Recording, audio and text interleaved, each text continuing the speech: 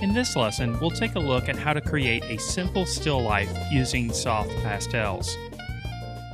For this demonstration, I'll be working on Canson Mi-Teinte's pastel paper, and I'll be using the less textured side of the paper. We'll start by sketching out the contour lines, just drawing the basic shapes of the three pears that will be sitting on the table. We'll use a terracotta pastel pencil for this. We can sketch out these contours relatively loosely since we'll be defining the details and the edges later in the process. We'll also draw lines to indicate the edges of some of the details in the background and, of course, the bottom portion of the table.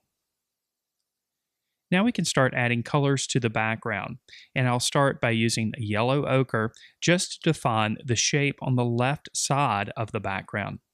I'll be trying to exploit a primary color scheme for our background colors, meaning that I'll be focusing on red, yellow, and blue, and I'll attempt to pull out these colors to create a harmonious color scheme in the painting. We can add a bit of interest to the background as well by developing a full range of value. We'll darken some of the values by adding a bit of burnt umber. Now we'll address the blue section on the right side of the background.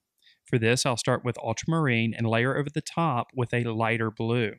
We'll also define a shadow just on the right side portion of the yellow section, and we'll do this with a bit of burnt umber layered on top with a darker blue.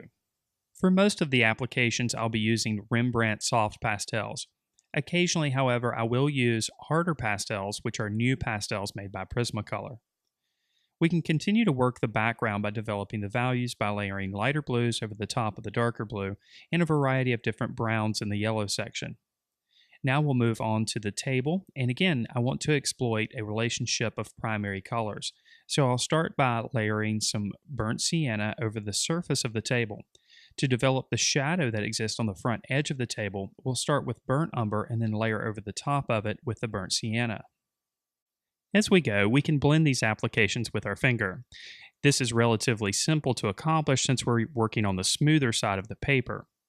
Now to create some of the lighter values, we'll use a light pink over the top of the burnt sienna on the table. We just want to get some of those values in place, so these applications are still relatively loose.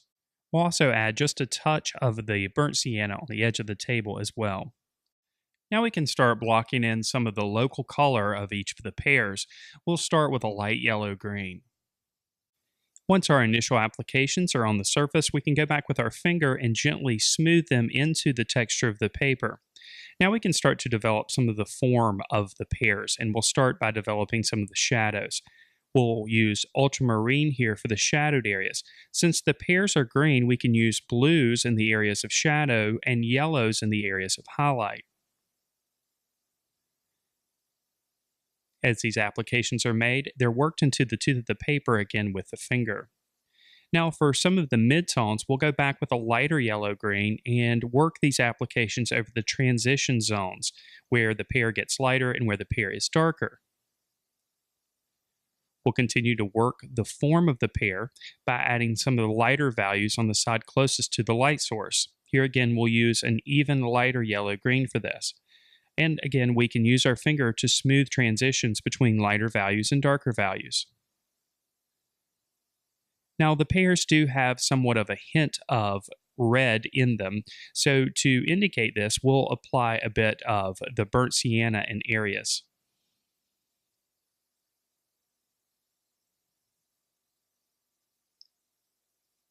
Now, before moving on, we'll smooth the applications made to the table now that we've got a general idea of the shapes of the pears in place.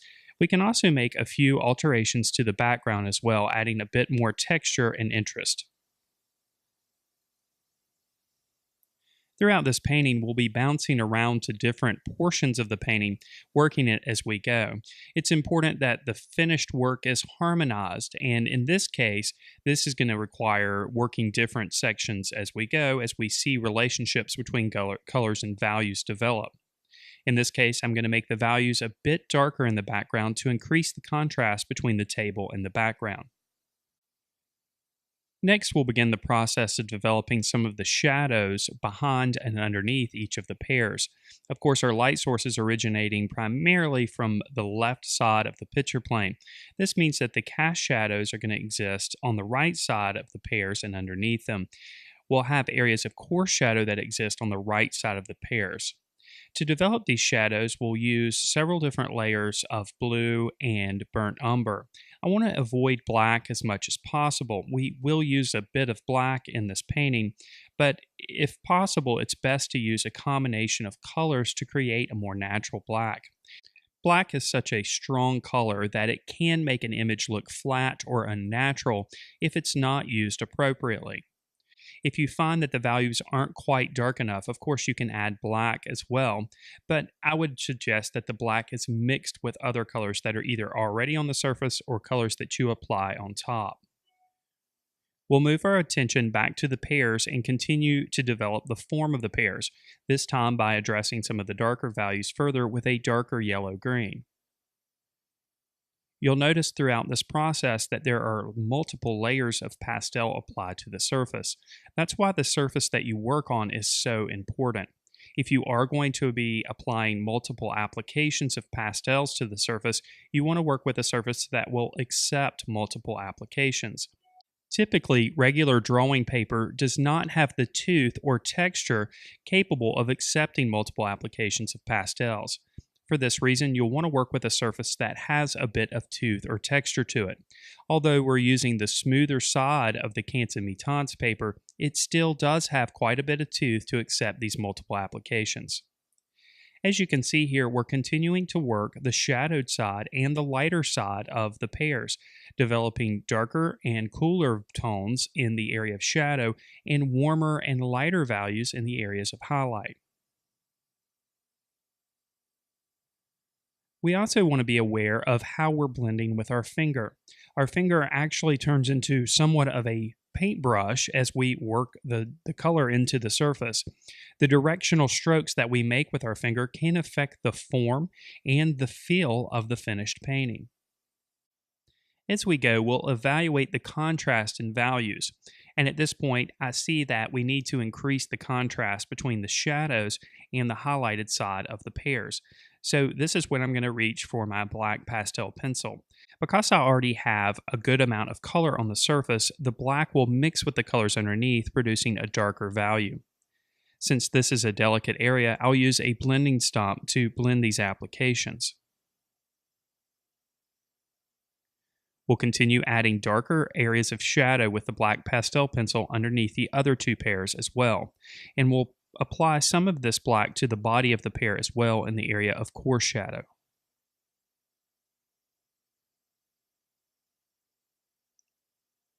You can see here that the marks made by the pastel pencil are clearly different from the marks made with the traditional stick pastels.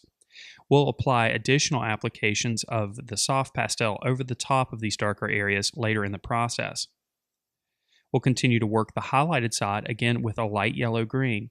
Again, I'm working here trying to build up the form of each of the pears, and this is going to require developing a good contrast and value as I mentioned previously.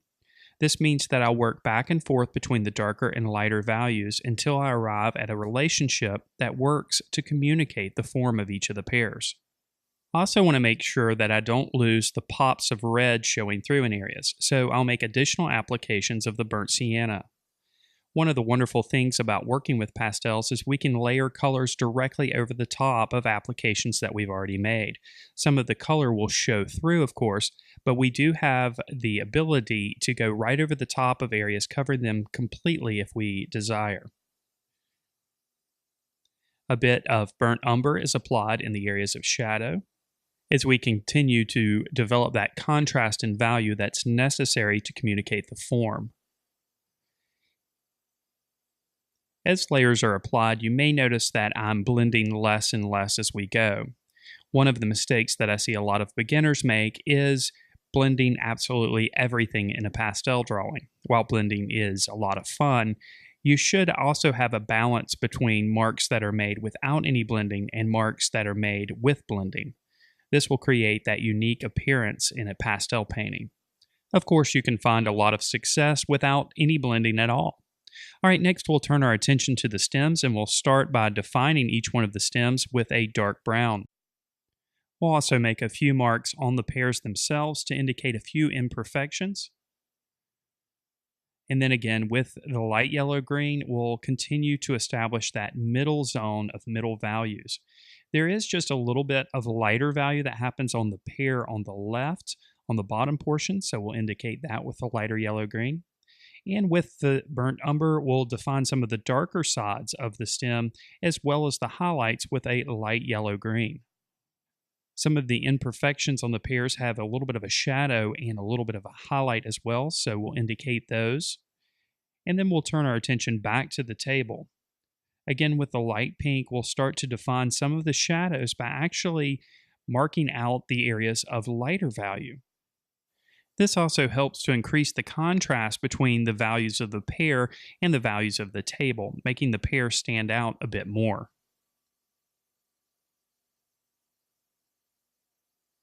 We can refine some of the shadowed areas a bit further using the blending stomp in these small areas where our finger is quite a bit too large to fit.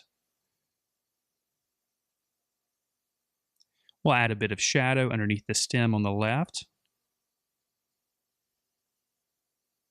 and then refine it by adding some of the lighter values around it. Now I'm going to add a bit of detail to the table. I'm going to add a few of the indications of the planks of wood. So we'll start with a dark brown to indicate each of the shadowed areas that happen between each one of the boards. We'll also use a bit of the black pastel pencil as well as the burnt sienna and a few lighter grays to develop the details.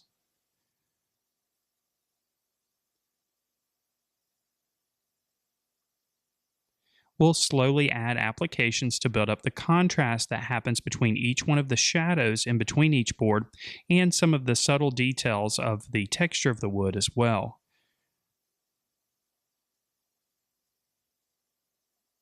A lighter brown is used in areas to create a bit of variety. And then we'll add a few lines in the areas of shadow on the edge of the table to indicate the texture of the wood here as well, again using the lighter brown. These applications are then gently blended with a finger so that we still see the detail, but that the applications are muted slightly. Now, to make the edge of the table a bit more natural looking, we'll use the blending stomp and pull a few indications of these lines up to the upper portion of the table. This will give the appearance as if the texture continues from the side of the table up to the top of the table. Then we'll bring out those pops of red again on the pears using the burnt sienna, this time with very minimal blending.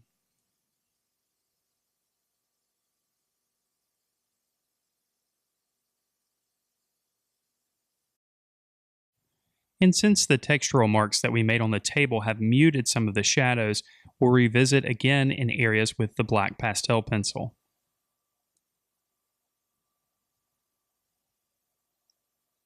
And again, we'll blend these applications using the blending stomp. Then a few last applications with a light yellow-green to make some of the highlights a bit stronger. And now our simple pastel still life is complete. It takes a bit of patience, but with that patience and multiple layers, you're sure to find success. If you're ready to learn more about drawing and painting, then why not check out our comprehensive membership program, which includes video courses, weekly live lessons, ebooks, lesson plans, and much, much more. Just click on the button in the center of your screen to learn more, or click on the card in the upper right-hand corner. Thank you so much for watching.